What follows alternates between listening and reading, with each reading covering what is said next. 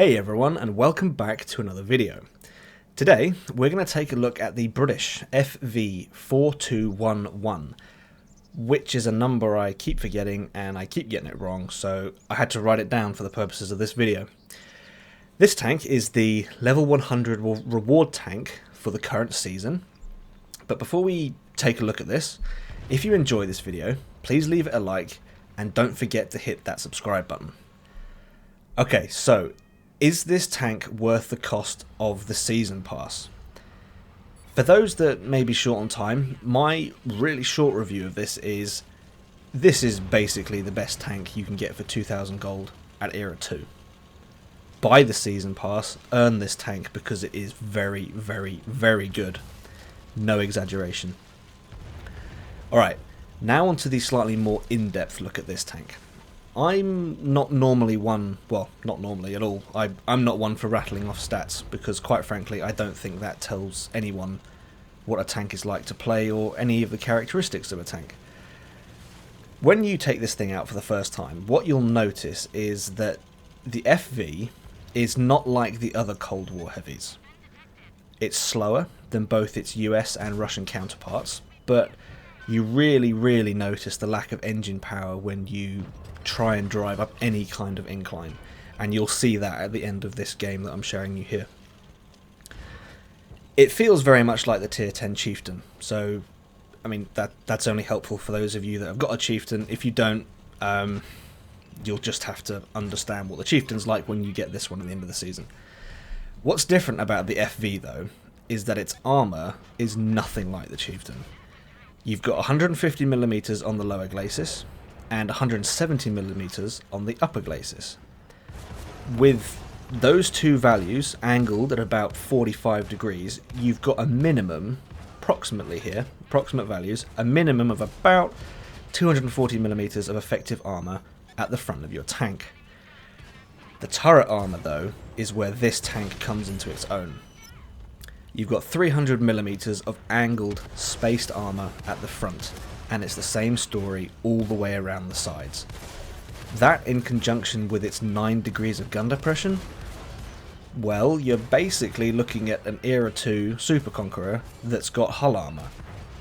And add to that a 5.9 second reload, and you have a DPM of 4,532. That is absolutely insane. That's crazy. That's 1300 higher than the Mobat, 1400 higher than the T72 AV, and 1000 higher than the M60 A3.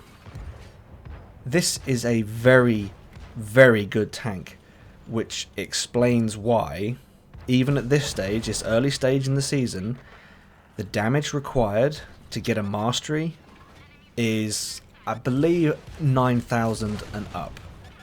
The game you're seeing in the background here, this is my first and so far only mastery in the FV. And the damage I did here, I did over 10,000 damage in Era 2, which is the first time I've ever done that. And this tank is what helped me achieve that. Honestly, I'm not one to always say, you know, this tank is amazing, some tanks aren't great, don't bother getting them, like the new Era 3 light tank, don't bother. Don't forget it, I can't even remember the name of it. But this one, oh my goodness, this is a good tank. This is a very good tank. You might not be the quickest out there, but you certainly hit harder than anything else. And you've also, on top of that, you've got the armor to help you out. So if this is your first time playing, if you're new to World of Tanks or if you're new to Cold War, this tank is going to be a forgiving one for you, because its playstyle is very, very similar to World War II heavies. It's not lightning quick like the Abrams or the M60s or the other T72s. It's a heavy. It's a typical heavy for World of Tanks console. It's a great place for someone to pick up heavy gameplay. It's a great place for someone to pick up Cold War gameplay because the armor is forgiving. It's a very, very good tank. I like this tank a lot. If you can't tell, I like this tank a lot. So Right, that's enough of me praising this tank. What equipment am I running on this? Well, the equipment I'm running is pretty standard. I have the advanced loader, advanced gun laying drive, and gun stabilizer. That's basically everything that improves gun performance. And the crew that I have in this game, I believe they're only a 4-skill crew, so they're not crazy good. The crew isn't up in the stratosphere like some of my other crews. This is just a standard run-of-the-mill, average crew, and you can still pull off games like the one that I have here. It's just a good tank. It's just a good tank. If I had to criticize it though, and I do feel that I am really grasping here. If I had to criticize it, I would say that the accuracy isn't quite what I'd like it to be, and the standard shell velocity feels a little bit slow. The shell velocity is 1,370 meters per second, which isn't slow. Let's be honest, that isn't that bad, but it is 400 down when you compare it to the T-72s of the same era. It's closer, it's lower than the M60s. The M60s are about 1,500, I believe. So this is on the lower end, but it's still it's not that bad. And the same goes for the accuracy. You've got 0.35 accuracy at 100 meters. Again, that's really not bad.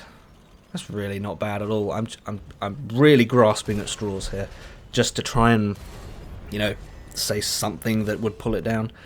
The accuracy has let me down a couple of times, I would say, because you have sort of what I would call IS-3 moments where you fully aim your shot, you pull the trigger, and it lands in a different time zone, and you think, what the heck happened there?